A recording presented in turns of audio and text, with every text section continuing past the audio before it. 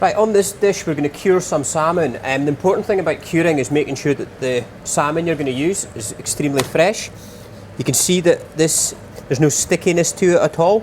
I've had the fishmonger pin bone it. On this flank here, on the side of the salmon, it's quite fatty, so we're just going to remove that.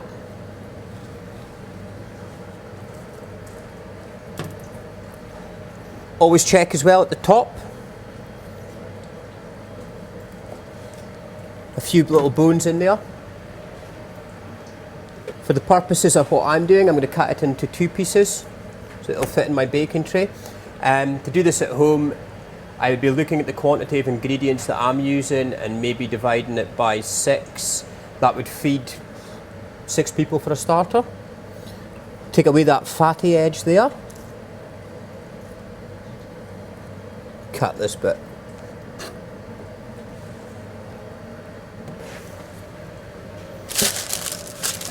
Place this into a baking tray. Make sure you've got 2 baking trays for this recipe one's going to fit inside that one, and we're going to press it down. The important bit's making the cure.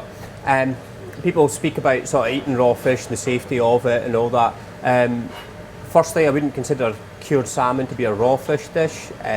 We've been curing fish for centuries, long before we've had fridges, freezers, things like that. The traditional way was to get it into salt and get it into acidic things like vinegar and wine, and that was how meat was preserved at that point. On this curing recipe, it's 200 grams of salt, 200 grams of sugar. It's an equal quantity. Use some of this Ola oil and vinegar, 100 millilitres of each. Now add some Asian influence to this now. So there's 100 millilitres of a good quality dark soy sauce, a few good drops of fish sauce. Notice this one here is a Taiwanese oyster sauce. It's thicker than sort of the standard shop bought watery things. We'll go 100 mils of sesame oil as well to get the Asian influence. A fresh chilli, that'll do that. Coriander, chives and dill. Thyme, it's the herbs going in. Lemon, pickled ginger,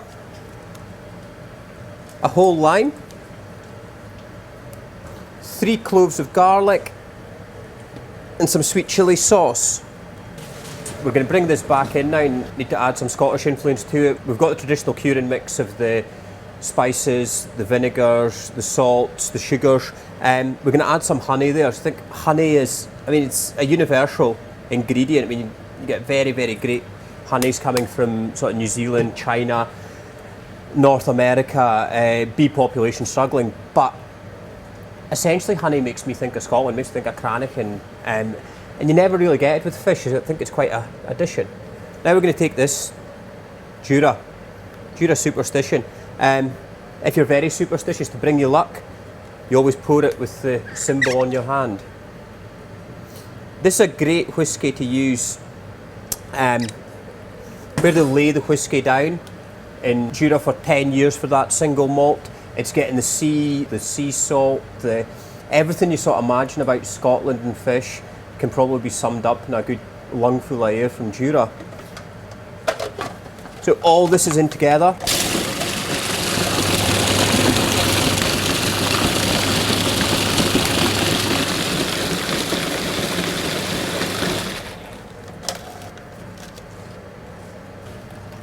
And there we have it. That's all just been taken together and roughly chopped through. We're going to take that. I'm going to add this to our salmon. We've still got the skin on there. You keep the skin on the salmon. We pour this over the top of the flesh side, so that we get an equal covering. Then we turn it.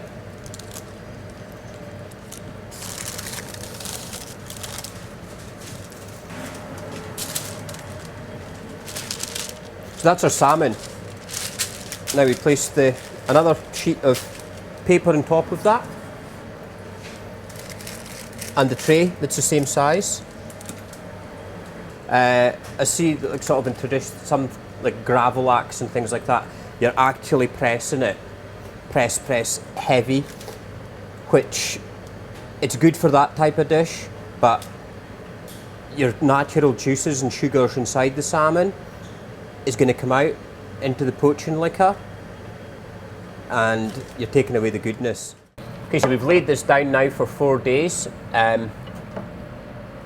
sitting in its cure, completely marinated through. You'll see that as we go to slice it. Before we slice it, what we do is we pop it into cold water for 20 minutes just to remove any excess salt from the top of it. Got a nice sharp knife and just cutting very, very thin slices, almost slivers. As you can see, with being in the cure for 5 days,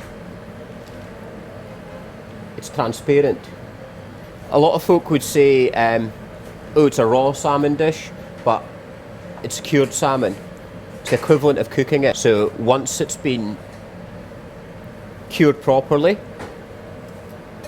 all the way through like this, then that can be stored. I would be doubtful to say indefinitely, but certainly for a couple of weeks in an airtight container. Indefinitely would be going back to that product sitting in the brine, and certainly in a refrigerator that would keep forever. We'll get this sliced up, we'll grab some whiskey, we'll get John to taste it all, so I'm sure he'd like a wee bit of whiskey and a wee bit of salmon. We've got ourselves our whiskey cured salmon, the Asiatic influence. We've got our Scottish oatcakes, which we've added even more whiskey to. We've got our whiskey, so what better than to get John to come round and have a wee taste and a wee dram, taste them up. Again, what we're doing, pouring up a wee Jura there, the palm into there because it's a superstition. On you go, John. What do you think of that?